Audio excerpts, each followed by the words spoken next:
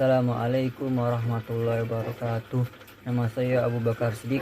Ini 442015, Prodi Aquacultur. Di sini saya akan menjelaskan perkembangan ekonomi di Indonesia, yaitu 2 sektor dan 3 sektor. Perkembangan ekonomi di Indonesia semakin berkembang setiap tahunnya. Hal ini tidak lain didorong oleh peran dari pelaku ekonomi. Berkat peran mereka, maka roda perekonomian sebuah negara dapat berputar dengan baik. Mengingat adanya kebutuhan yang harus dicapai dengan kegiatan ekonomi, baik itu dari sisi produksi, konsumsi, maupun distribusi. Rantai ekonomi mulai dari produksi, distribusi, hingga konsumsi dapat berjalan secara lancar karena adanya pembagian peran di antara para pelaku ekonomi, di mana ini berbagi atas rumah tangga keluarga, rumah tangga produsen, rumah tangga pemerintah, dan masyarakat luar negeri. Hubungan interaksi pelaku ekonomi dalam perekonomian 2 sektor. Sebelum berlanjut pada penjelasan kedua, corak interaksi pelaku ekonomi, perhatikan ilustrasi gambar perekonomian 2 sektor berikut ini. Perhatikan pada gambar. Perekonomian 2 sektor dapat dilihat dari pola interaksi pelaku ekonominya. Sebagaimana terlihat pada gambar, ada 2 pelaku ekonomi, yaitu sektor rumah tangga dan perusahaan. Gambar perekonomian 2 sektor menunjukkan aliran pendapatan. Pada garis pertama terjadi aliran pendapatan dari rumah tangga ke perusahaan, sedangkan garis kedua terjadi aliran pendapatan dari perusahaan ke sektor rumah tangga. Selanjutnya saya akan menjelaskan perekonomian 3 sektor. Pada gambar siklus perekonomian 3 sektor, sekilas tidak jauh berbeda dari gambar perekonomian 2 sektor.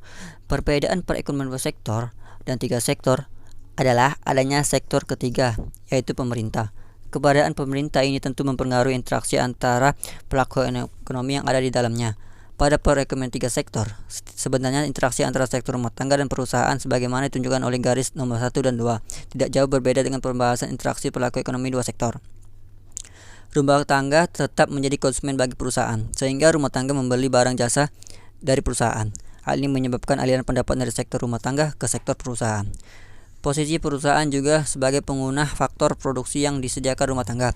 Sektor rumah tangga harus memberikan balas jasa kepada rumah tangga seperti gaji, upah, bunga, sewa, dan profit, sehingga terjadi aliran pendapatan dari sektor perusahaan kepada sektor rumah tangga. Keberadaan peran pemerintah dalam perekonomian 3 sektor menjadikan interaksi antara pelaku ekonomi menjadi lebih baik. Setidaknya ada 4 garis arah interaksi hanya dengan penambahan sektor pemerintah. Perhatikan gambar siklus perekonomian 3 sektor. Pada garis 4 dan 5 menunjukkan pemerintah sedang aktivitas, menunjukkan garis 3 dan 6 merupakan pengeluaran pemerintah. Pendapat pemerintah berasal dari pajak. Garis nomor 4 menunjukkan aliran pendapatan dari sektor rumah tangga kepada sektor pemerintah. Hal ini merupakan pajak yang dibayar oleh rumah tangga. Sedangkan pada garis nomor 5 juga terjadi aliran pendapatan dari sektor perusahaan kepada sektor pemerintah. Hal ini berasal dari pajak yang dibayar oleh perusahaan. Pengeluaran pemerintah yang diperuntukkan oleh bagi rumah tangga terlihat pada nomor 3. Interaksi sektor pemerintah dengan sektor rumah tangga sebaiknya ditampilkan garis nomor 3. Dapat merupakan pembayaran atau faktor produksi dan subsidi.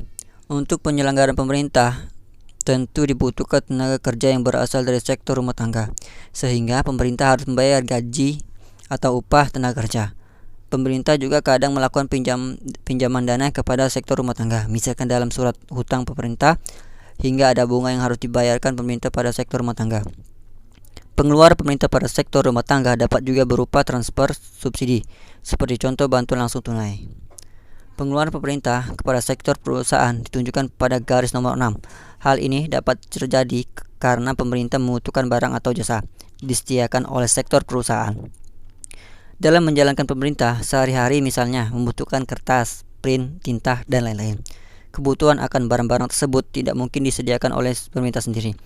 Sektor perusahaanlah yang memproduksi barang-barang tersebut, sehingga pemerintah harus membeli barang tersebut.